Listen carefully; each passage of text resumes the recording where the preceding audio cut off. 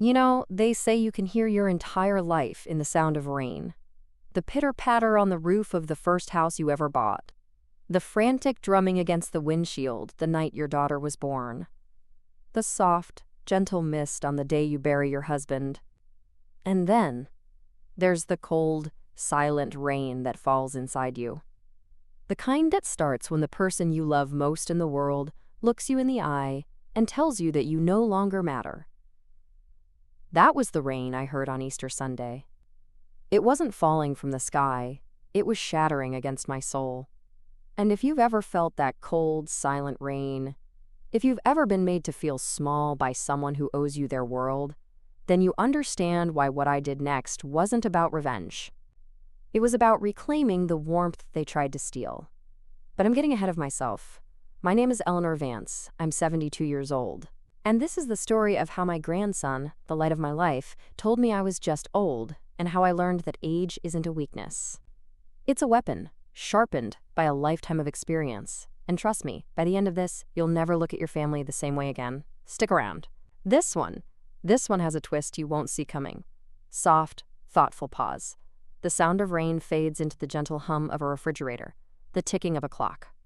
It all started, as the best and worst things often do, with family. My family. The center of my universe had always been my grandson Liam. From the moment they placed his squirming, pink little body in my arms, I was a goner. I'd look down at his tiny face, his fingers curled around mine, and I'd whisper promises to him. I'll always be here for you, little one. Always. I'd sing him the same lullabies my grandmother sang to me. I was there for his first steps, right there in this very living room, his chubby hands gripping my fingers for dear life. I was there for his first day of kindergarten, waving until the big yellow bus turned the corner, my heart a tangled knot of pride and panic. I helped him build his first science project, a woefully lopsided volcano that we painted a gloriously messy red. I dried his tears when his first girlfriend broke his heart, and I secretly slipped him a $100 bill when he got his first car, a beat-up old sedan he loved more than anything. His mother, my daughter Sarah, well, she tried her best. But after her father, my Robert, passed away 5 years ago, something in her shifted. The grief wrapped around her like a fog, and she let it. She leaned on me, sure, but she leaned harder on the idea of a fresh start. She met David a year after Robert died. David with his slicked back hair and his 2 white teeth, and his constant talk of portfolios and liquid assets. He swept her off her feet, or maybe she just wanted to be swept away from the memory of her father. They married quickly, too quickly. And David never liked me. I saw the way his eyes would narrow when I'd offer to help Liam with his homework, or when I'd suggest a family recipe for Thanksgiving. It was a quiet, simmering resentment. He'd make little comments, always disguised as concern. Eleanor, you really shouldn't be lifting that at your age. Or, Liam, don't bother your grandmother with that, she's probably tired. He was slowly, methodically, building a wall between me and my daughter, between me and my grandson.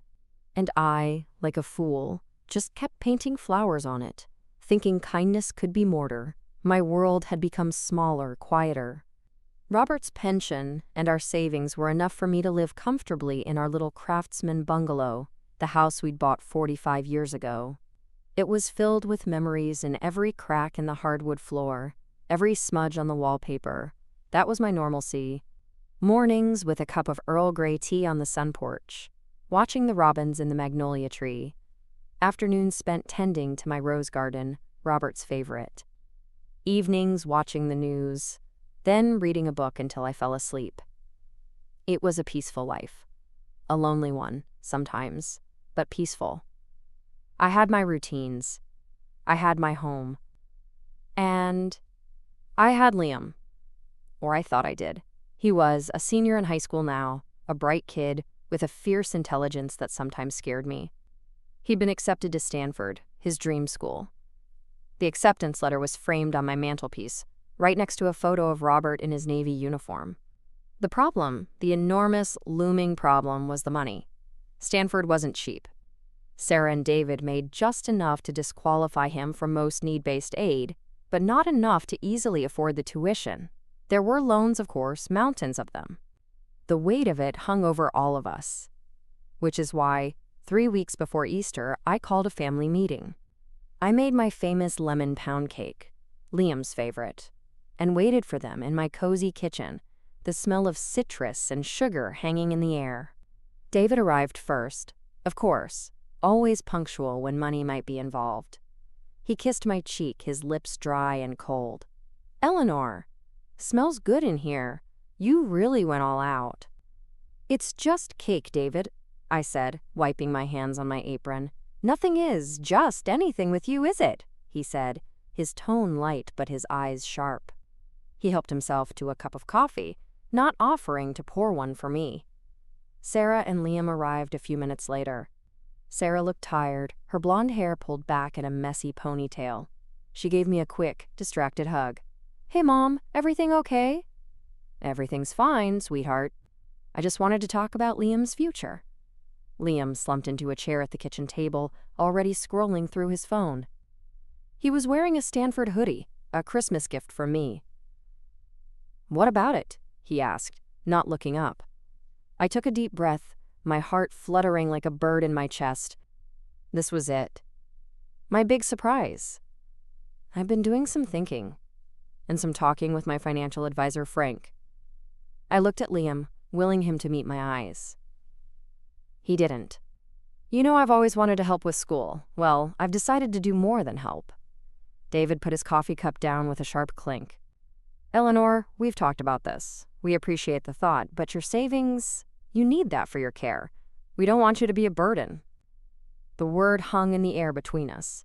Burden. It was the first crack. A tiny hairline fracture in the foundation of our family. It was subtle, but it wound me, deeply. "I'm not a burden, David. I'm his grandmother, and Robert and we set something aside. A long time ago." I reached into the drawer next to the sink and pulled out a thick envelope. I placed it on the table in front of Liam.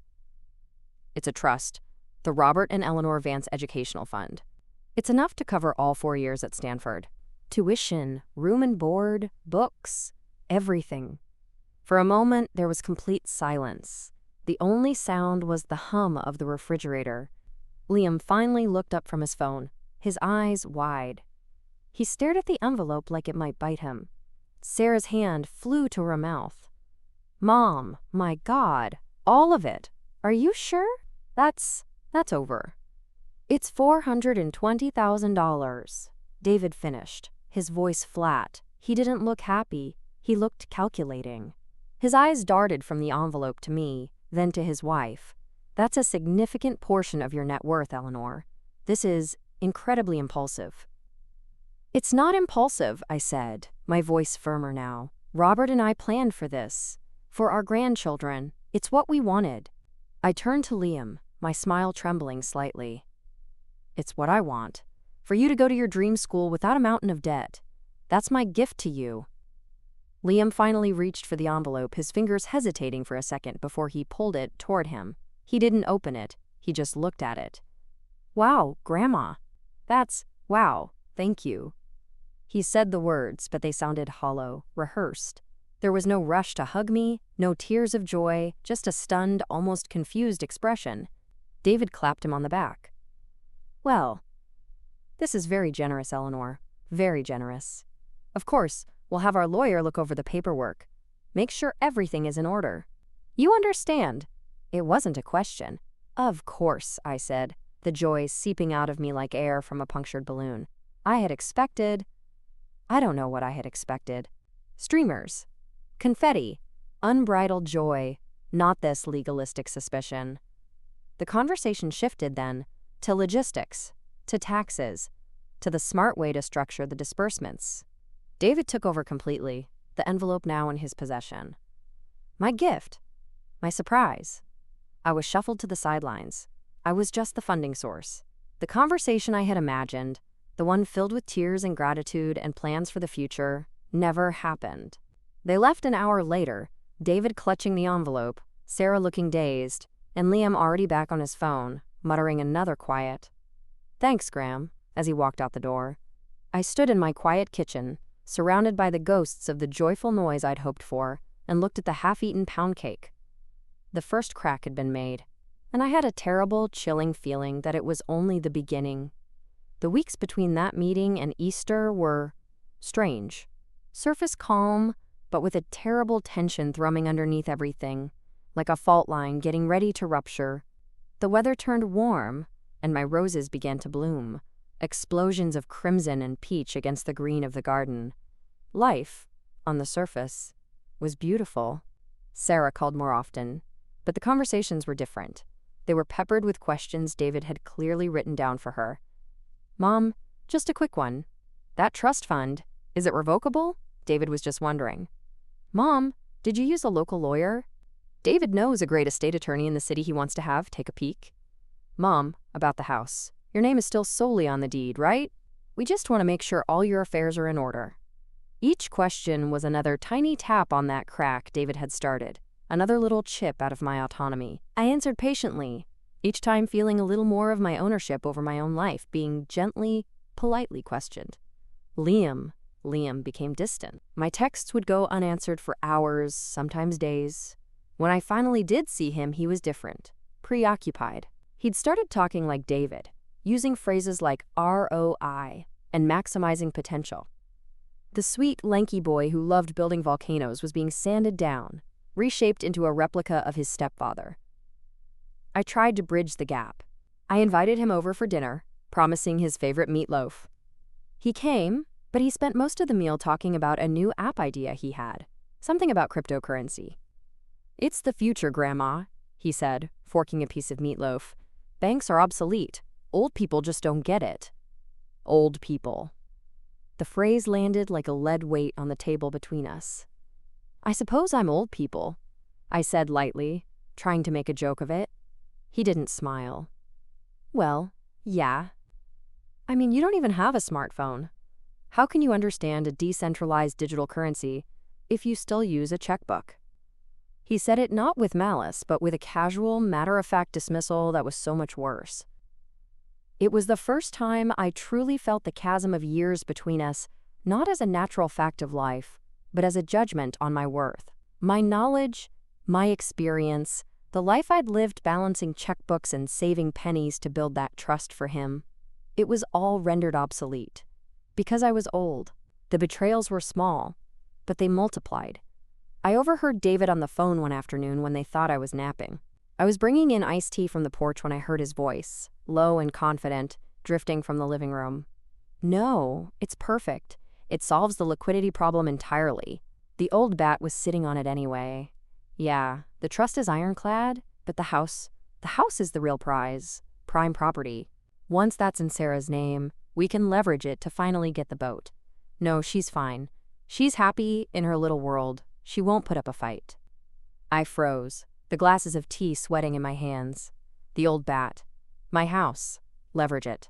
The words swirled around me, ugly and sharp. I backed away silently, retreating to the kitchen, my heart hammering against my ribs. This wasn't just ingratitude. This was a plan. The gossip, I learned, had already started. My friend Marge from the garden club called me, her voice hesitant. "Eleanor, honey, I probably shouldn't say anything, but I ran into David at the country club fundraiser last night.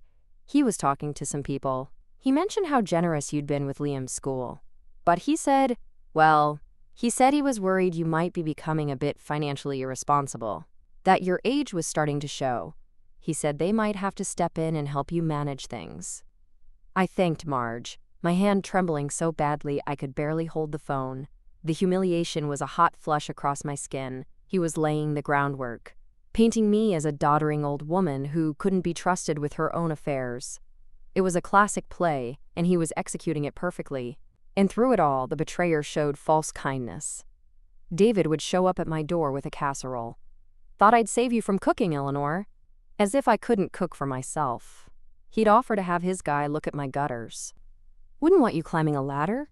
Each act of supposed help was another brick in the wall he was building around me. Another piece of evidence for the narrative he was crafting.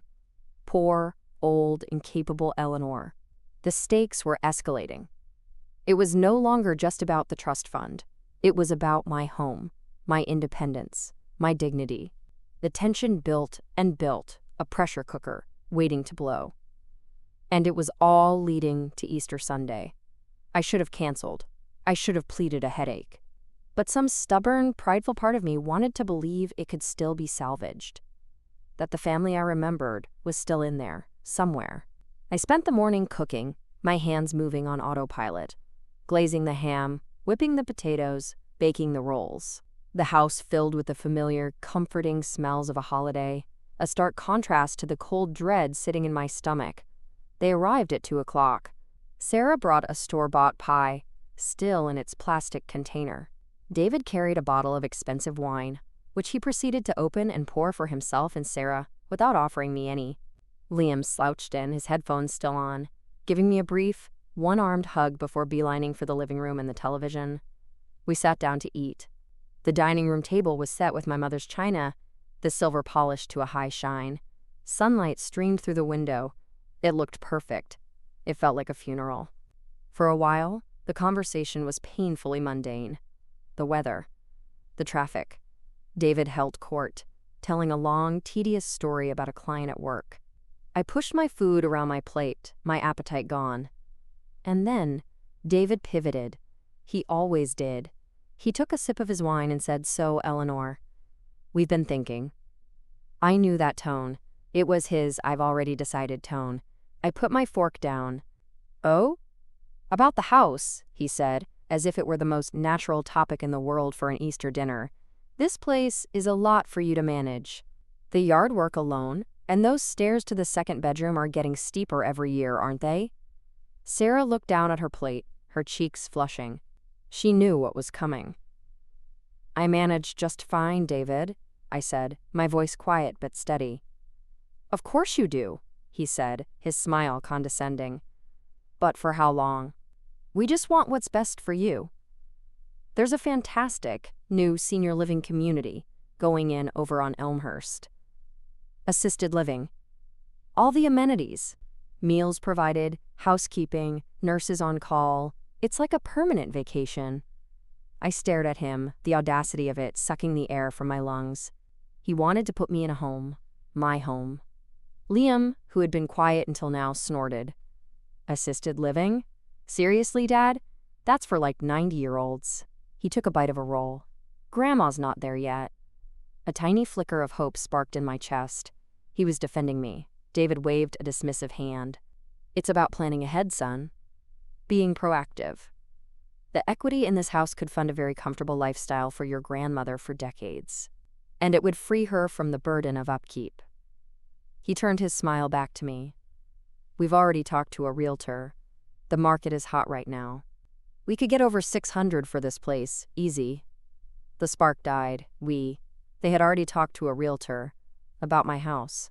"This is my home, David," I said, the words barely a whisper. "Robert and I bought this house. We raised Sarah here. Liam learned to walk in that living room. My entire life is in these walls. I'm not leaving."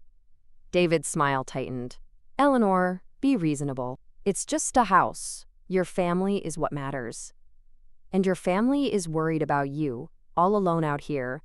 What if you fall? What if you leave the stove on? We'd never forgive ourselves." He was using concern as a cudgel. He was making it sound like my refusal was a selfish act, a burden on them. "I am not leaving my home," I repeated, my voice stronger this time.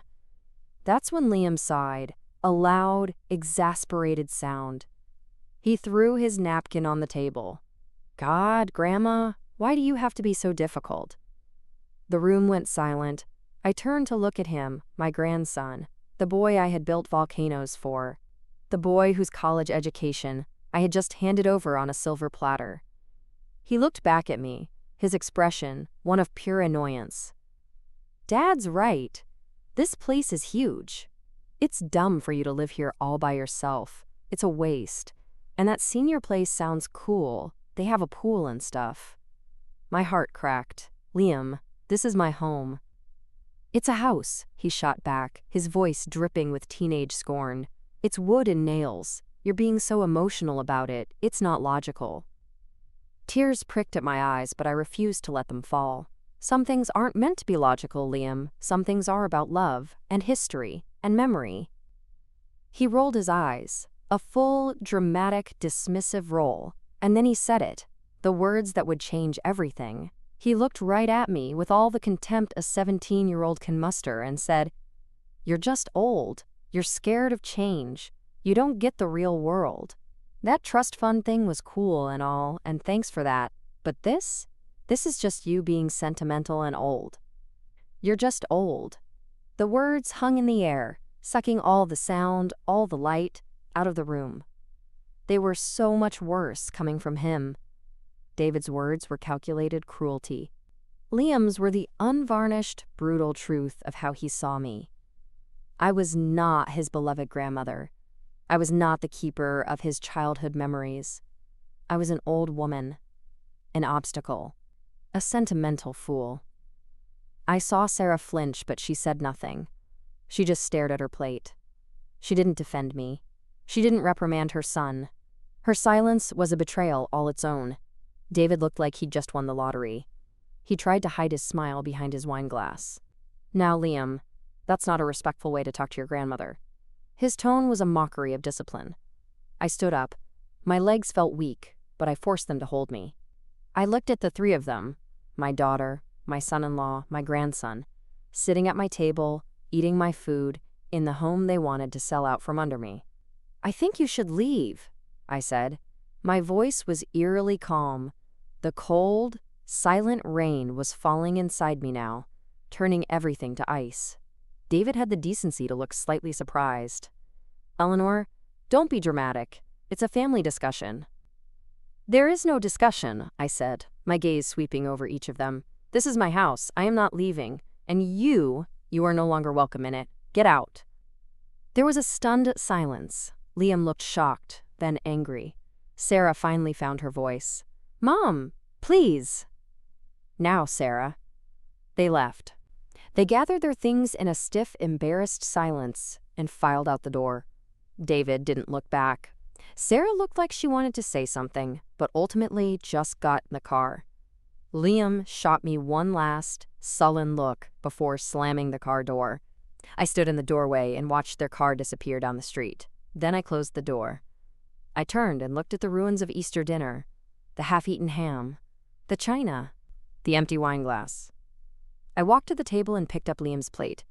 He'd left all his deviled eggs. He used to love my deviled eggs. He'd begged me to make them. I carried the plate to the kitchen, my footsteps echoing in the sudden, immense silence of the house. I scraped the food into the garbage disposal, the bright yellow yolks like shattered sunshine. I turned on the disposal. The loud, grinding roar filled the kitchen, drowning out the sound of the cold, silent rain. The betrayal was complete. It was darker than I had ever imagined. It wasn't just about money or a house. It was about my worth as a human being. To them, I was used up, obsolete, a placeholder for assets they felt entitled to. A sentimental old woman who needed to be managed, moved aside, and forgotten. The feeling of isolation that followed was absolute. The phone didn't ring. No one came to check on me. The silence in the house, once peaceful, was now oppressive. It was a silence that confirmed everything. They were giving me the cold shoulder, punishing me for standing up for myself. They were waiting for me to break, to call and apologize, to capitulate. I felt 100 years old. The weight of my years, which I had always carried with a certain pride, now felt like a lead blanket. "You're just old." The words played on a loop in my mind. I wandered through the empty rooms, running my hands over familiar objects. The dent in the doorframe where we'd marked Sarah's height every birthday. The faded patch on the carpet where Robert's favorite chair used to be. These weren't just sentimental objects to me. They were chapters of my life. And my own family saw them as junk to be cleared out. I felt a crushing sense of defeat. They had all the power. They had youth, energy, and a ruthless determination. I had... what? I had this house, and a broken heart. I was one old woman against a united front. What could I possibly do? I didn't sleep that night. I sat in my living room, in the dark, watching the moon trace a path across the floor. The grief was a physical pain. I wasn't just mourning the loss of my family's respect. I was mourning the loss of the family itself. The future I had imagined, watching Liam graduate, maybe seeing him get married, having great-grandchildren to spoil, it all turned to ash in my mouth. They had taken that too.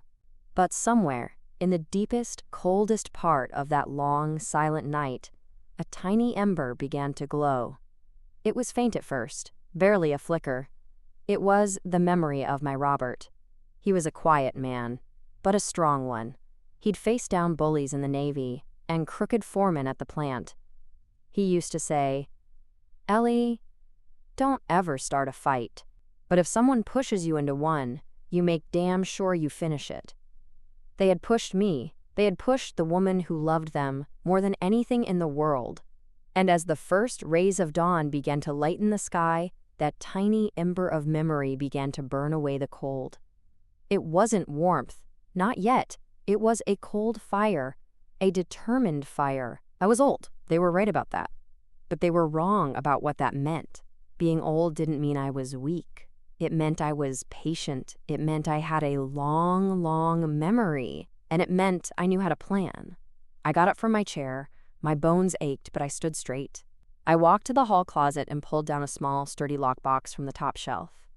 I hadn't opened it in years. I carried it to the kitchen table, the same table where I'd offered up my heart, and had it handed back to me with a sneer. I took the key from its hiding place inside a tea canister and unlocked the box. Inside were the artifacts of a life lived carefully. Our marriage certificate, Robert's discharge papers, the deed to the house, and a thick, legal-sized envelope from my lawyer, Frank Abagnale. We'd met 2 days after the family meeting. A meeting I'd called him about the moment they'd left my house with the trust documents. A meeting David knew nothing about. I pulled out the envelope. My hands were steady now. The cold fire was spreading. I opened the flap and slid out the contents. There were 2 sets of documents. The first was the trust fund paperwork for Liam. I looked at it, at my signature next to Robert's name, and I felt a fresh wave of pain. But it was a clean pain now, a useful pain. The second set of documents was what I was looking for, the paperwork for a scholarship fund, the Robert and Eleanor Vance STEM scholarship. It was identical to the trust in every way, the same amount, the same purpose, with one crucial, beautiful, devastating difference. It was not for Liam Vance. It was a competitive, merit-based scholarship to be awarded to a deserving student from our county pursuing a degree in science, technology, engineering, or mathematics. The signing page was blank. It was waiting for my signature. Frank, my old friend and a shark in grandfatherly clothing, had been insistent. "Eleanor, once you sign the trust, it's his. It's irrevocable. But this," he had said, tapping the scholarship papers, "this is your ace in the hole. You sign this, and you file it with the court, and that money is gone from your estate. It is untouchable by anyone. It is a done deal. You need to be absolutely sure." I hadn't been sure then. A part of me had hoped it would never come to this. I'd had the papers drawn up as a precaution, a secret act of self-preservation that I'd felt guilty about ever since. I wasn't guilty anymore. "You're just old." The words were no longer a wound. They were a battle cry. I got my favorite pen from the drawer, the heavy Montblanc Robert had given me for our 40th anniversary. I uncapped it. I thought of Liam's eye roll. I thought of David's smirk. I thought of Sarah's silence. And I began to sign. My name, Eleanor Marie Vance, flowed onto the page in smooth, sure, blue ink. It didn't feel like I was taking something away. It felt like I was taking something back. My power, my dignity, my legacy. It was done. The money was gone. It would never pay for Liam's Stanford tuition. It would send some other child, some deserving, grateful child, to college. The scholarship would be announced in the local paper next week. There would be no hiding it. I picked up the phone. It was time to make 2 calls. The first was to Frank. "It's done," I said, my voice clear and strong. "I'll file it first thing tomorrow morning," he replied. "Eleanor, are you okay?" "I will be," I said, and for the first time I believed it. The second call was to my bank. I transferred the remaining funds from my savings account, a little over $50,000, into a new private account in my name only. David would have no access, no knowledge, no way to touch it. The execution of my revenge had begun.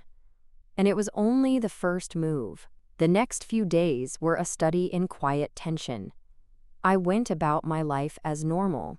I watered my roses. I went to the grocery store. I did not call them. They, true to form, did not call me. The silence was their weapon, and they thought it was working. They were giving me time to stew, to feel lonely, to regret my outburst, and come crawling back, ready to agree to whatever they demanded. Little did they know, the woman they were ignoring was no longer the heartbroken grandmother. She was a general preparing her defenses. The first shot across their bow was the letter from the lawyer. Frank sent a formal certified letter to David and Sarah with a copy to me. It stated that due to a reassessment of my financial portfolio, the previously discussed educational trust for Liam Vance was hereby dissolved. The funds had been reallocated to a charitable scholarship fund, the details of which were a private matter. It was cold, legal, and final. The phone rang an hour after the letters would have been delivered. It was Sarah. Her voice was shrill, panicked. "Mom, what is this? What does this mean?" Frank's letter. "It says the trust is gone? What did you do?" I held the phone calmly. "I reassessed my financial portfolio, just as the letter says." But that was Liam's money! You promised! You gave it to him!" "I offered it to him," I corrected her gently. "And after Sunday's discussion, I realized there were more deserving recipients." There was a sputtering sound on the other end. Then David's voice came on, cold with fury. "Eleanor, this is unconscionable. You can't do this. That was a verbal contract. We have witnesses." "Do you, David?" I asked, my voice sweet. "And what were the terms of that contract? That I would fund the education of a grandson who considers me a sentimental old burden? I believe the legal term for that is lack of consideration." Frank advised me it would never hold up. "But by all means, sue me. It will be a fascinating case. I'm sure the local news would love it. Family sues elderly mother after insulting her over Easter dinner. Your country club friends would find it riveting." The silence on the other end was profound. I could practically hear his mind racing, recalculating. "You're making a huge mistake," he hissed finally. "No," I said. "I'm correcting one." And I hung up. That was execution part 1. It was a legal and financial strike. But the best revenge has layers. It has witnesses. It has public humiliation. And mine would come at the worst possible time for them. The Stanford Alumni Scholarship Dinner. Liam, in his arrogance, had already RSVP'd for the event, which was a week away. He'd bragged about it incessantly. It was a black tie event where incoming freshmen who had received significant scholarships were honored. He'd already bought a tuxedo. David had rented a limo. It was to be their big celebration, their entrance into the elite world they so desperately craved. They thought the trust fund was their ticket in. They had no idea I had already called the Stanford Financial Aid Office myself. I'd identified myself as the administrator of the Robert and Eleanor Vance STEM Scholarship and informed them that, unfortunately, their anticipated student, Liam Vance, would not be a recipient. The financial aid officer was polite and understanding. The scholarship, she confirmed, was awarded to a young woman named Chloe Jones, a brilliant student from a struggling family right here in our own town. She'd be getting the official notification any day. The stage was set. The night of the dinner arrived. I knew about it because Sarah, in a last-ditch effort to guilt me, had left a tearful message detailing their plans, how excited Liam was, how I'd ruined everything. I dressed carefully that evening. I put on a simple black dress, my pearls, and Robert's watch. I looked like what I was, a dignified, respectable woman. Then I got in my perfectly sensible sedan and drove to the Ritz-Carlton downtown. I arrived just as the reception was beginning. The ballroom was glittering. Crystal chandeliers, soft music, the clink of champagne glasses.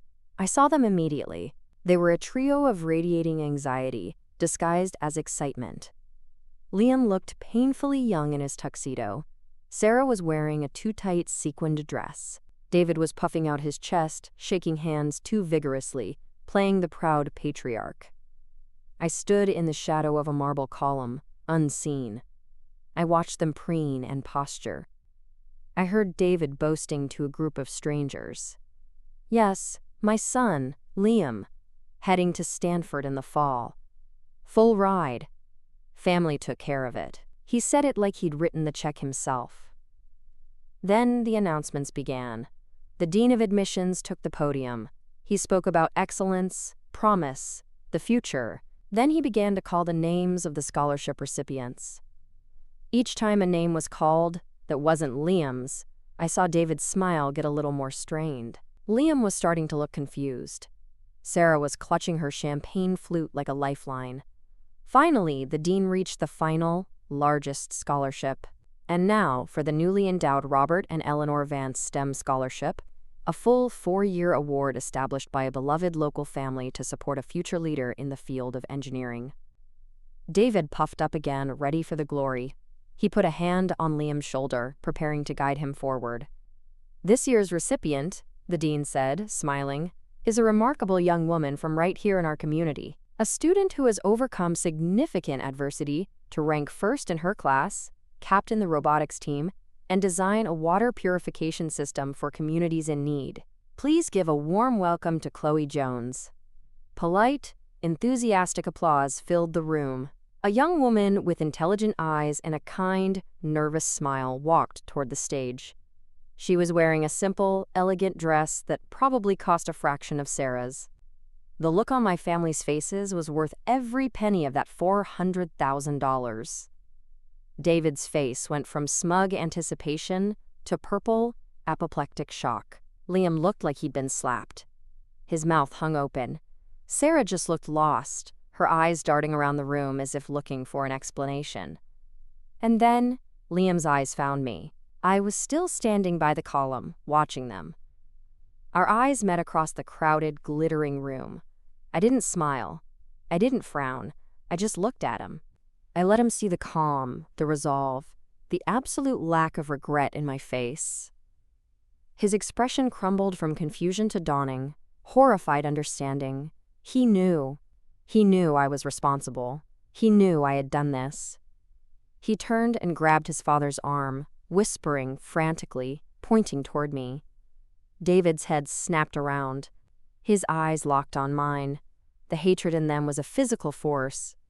They began to push their way through the crowd toward me, a tsunami of rage and humiliation.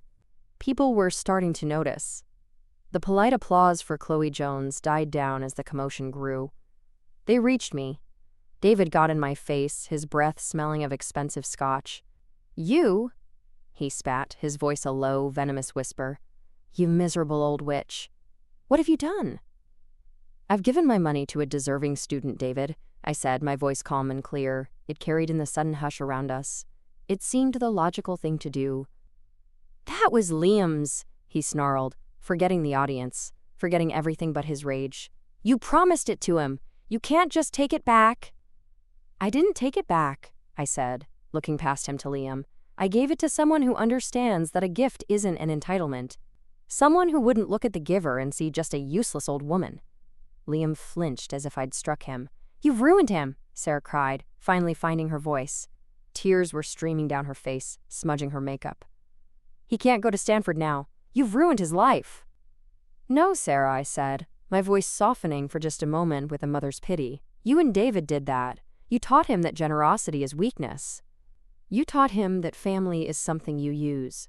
You taught him to disrespect the very person who wanted to give him the world. I just decided to give that world to someone who deserves it." The scene had now captured the entire room's attention. The dean was staring. Chloe Jones was watching, her hand over her mouth. The whispers were a roaring wave. David was trembling with fury. "This isn't over. I'll sue you for every cent you have left. I'll have you declared incompetent. You'll die penniless and alone in a state home." It was the worst thing he could have said. It revealed his entire hand, his entire cruel, greedy plan, in front of 200 witnesses. I smiled then, a small, cold smile. "You're welcome to try, David. But I should tell you, I had a full psychological evaluation last week. My doctor and 2 independent specialists found me to be of perfectly sound mind. Sharper than most, they said. Those reports are already on file with the court. And as for my money," I leaned forward slightly, "there's nothing left for you to sue for. It's all gone. The scholarship, the new annuity I've set up to pay for my own care in my own home, It's all irrevocable. You get nothing. You understand? Nothing. The finality in my voice broke him. He had nothing left. No threats, no leverage, just sheer, impotent rage. He looked around at the ring of staring, disapproving faces, the very pillars of the community he wanted to join, and he saw only judgment. He grabbed Sarah's arm, then Liam's, and literally dragged them out of the ballroom. They disappeared through the glittering doors, a spectacle of shame and defeat. I turned back to the room. There was a moment of awkward silence. Then, a few people began to clap. It was hesitant at first, then it grew. It wasn't applause for me, not really. It was applause for Chloe, for the victory of merit over entitlement. But I accepted it. I nodded to the room, a picture of grace under fire. I walked over to Chloe Jones, who was still standing by the podium, looking stunned. "Congratulations, my dear," I said, taking her hand. "Your work is very impressive." "Thank you, Mrs. Vance," she stammered. I don't know what to say. It's everything." "I know," I said, and for the first time that night, I felt a genuine smile touch my lips. "Now go make something of it." I left the ballroom then, my head high. The execution was complete. The revenge had been delivered not in private, but in the most public way imaginable. It was a wave that would wash over their lives, stripping away their pretensions and their status, leaving nothing but the truth of who they were. The aftermath was swift and brutal. The story, of course, spread like wildfire. Our town is small. The scandal was too juicy. The arrogant businessman, the spoiled grandson, the dignified grandmother who fought back. David was asked to resign from the country club board. Clients began to drop him. The social invitations dried up. Liam didn't go to Stanford. He couldn't afford it. He ended up at the local community college, living at home. The shine was off his golden boy image. I heard from Marge that he'd become sullen and withdrawn. Sarah showed up on my doorstep a month later. She looked 10 years older. She was alone. "Mom," she said, her voice raw. Can I come in?" I let her in. She sat at my kitchen table, the scene of the crime, and she cried. She cried for a long time. She apologized. She said David had moved out. She said she'd been blind, that she'd been so lost in her own grief she'd let him poison everything. I listened. I heard her pain. And I felt for her. I did. She was my daughter. But the trust was gone. The easy, unconditional love had been fractured. It would take a long, long time to rebuild, if it could be rebuilt at all. "I love you, Sarah," I said finally. "But love isn't a blank check. It requires respect. You can come back into my life, but it will be on my terms. And David is never to set foot in this house again." She nodded, crying harder. It was a start. A painful, complicated start. As for me, I found a new normal. I still have my tea on the sun porch. I still tend my roses. But I'm not lonely anymore. I volunteer with the scholarship committee. I have lunch with Chloe Jones once a month. She tells me about her classes, her dreams. She's brilliant. She's grateful. She sees me not as an old woman, but as a mentor. As a friend. The cold, silent rain finally stopped. The sun came out. I had reclaimed my home, my money, and my peace. But more than that, I had reclaimed myself. I had learned that age doesn't make you irrelevant. It makes you resilient. It gives you the strength to weather the storms, and the wisdom to know when to finally close the umbrella and let the rain wash you clean. They thought I was just old. They thought my time was over. They were wrong. My time was just beginning. And if you're listening to this, if you're facing your own betrayal, your own moment of being made to feel small and worthless, remember my story. Remember that your greatest power often lies in the very things they underestimate: your patience, your experience, your quiet strength. Plan carefully, move decisively, and never, ever let them see you as just anything. You are the sum of all your battles, and you are stronger than they can possibly imagine. Thanks for listening to mine.